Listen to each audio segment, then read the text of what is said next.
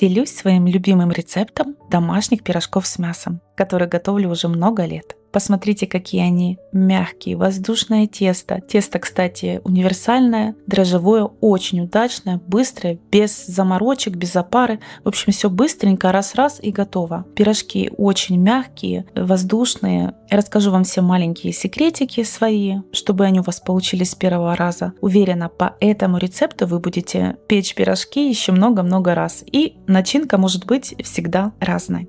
В миску вливаем 100 граммов теплой воды. Вливаем 250 граммов теплого молока. Добавляем одно яйцо. Сухие дрожжи, тут у меня 7 граммов. Если будете готовить на свежих дрожжах, понадобится примерно 20-25 граммов. Вливаю 70 граммов растительного масла. Все дополнительные нюансы, советы от меня обязательно читайте внизу под видео. Я там все подробно вам пропишу. Все перемешиваем венчиком. И, кстати, не забываем, добавляем столовую ложку сахара и чайную ложечку соли. Все взбалтываем венчиком до однородности. Ну и теперь постепенно всыпаем муку.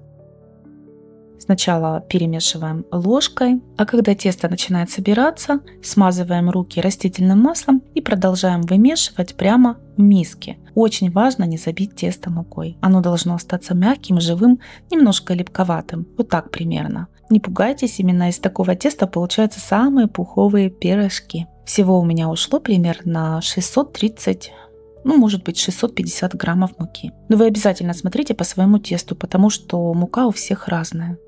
Накрываем миску полотенцем и отправляем тесто в теплое место, примерно на час-полтора. А пока приготовим начинку. Начинка у меня сегодня мясная, очень вкусная. Беру 2 крупные луковицы, крупно нарезаю, все равно буду перемалывать и обжариваю на растительном масле до красивого золотистого цвета. Теперь мясо. Заранее я его отварила. Тут у меня 300 граммов куриных бедрышек без костей и 300 граммов свинины. Пропускаю мясо через мясорубку. Сюда же добавляю жареный лучок. И тоже все прокручиваю. Так начинка получается особенно нежной. Добавляю черный перец, соль, если нужно по вкусу. Для пикантности чуть-чуть паприки. И теперь вливаем бульон. Вот это, кстати, один из самых важных моментов сочной начинки. Бульона у меня ушло примерно 150-180 граммов примерно. Начинка должна быть сочной, мягкой, но не жидкой. Все хорошенько перемешиваем. Тесто уже подошло. Посмотрите, какое оно воздушное, живое, невесомое. Его даже в руках держать приятно. Слегка обминаю его, немножечко подминаю, вымешиваю. Кстати, поверхность можно немножечко смазать растительным маслом, рабочую.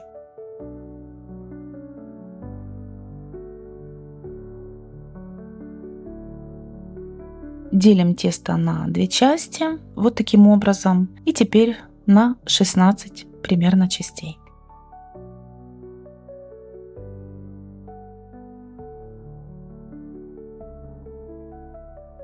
Теперь каждый кусочек подкатываем в аккуратный колобочек. Вот так.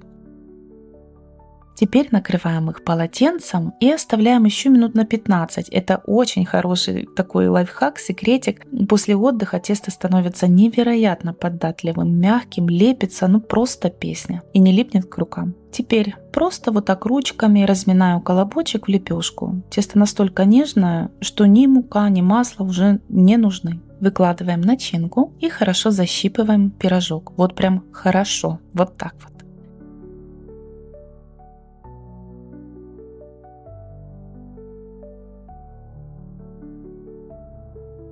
Все пирожочки выкладываю на противень. Вот так в шахматном порядке. Накрываем полотенцем и оставляем еще на 20 минут для расстойки. Посмотрите, как они подошли, воздушные. Вот такие они должны быть. Для смазывания берем желток, немножко молока и смазываем пирожки. И оставляем еще минуточек на 5, и пока включаем духовку. Это маленький такой секрет красивой румяной и блестящей корочки. Дать немножечко желтку подсохнуть.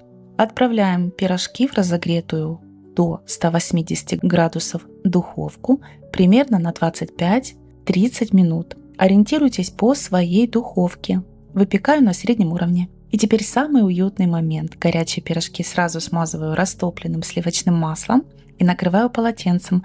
Тогда корочка становится мягкой-мягкой, а аромат стоит на всю кухню. Вообще-то пирожкам нужно дать немного постоять, но тут же не удержаться. Я хочу вам показать, какие они замечательные. Разламываю еще горячий пирожок. Они еще такие живые, очень такие мягенькие. Посмотрите, какое нежное тесто, какая начинка. Желаю вам приятного аппетита, готовьте с удовольствием и спасибо за ваши комментарии и лайки.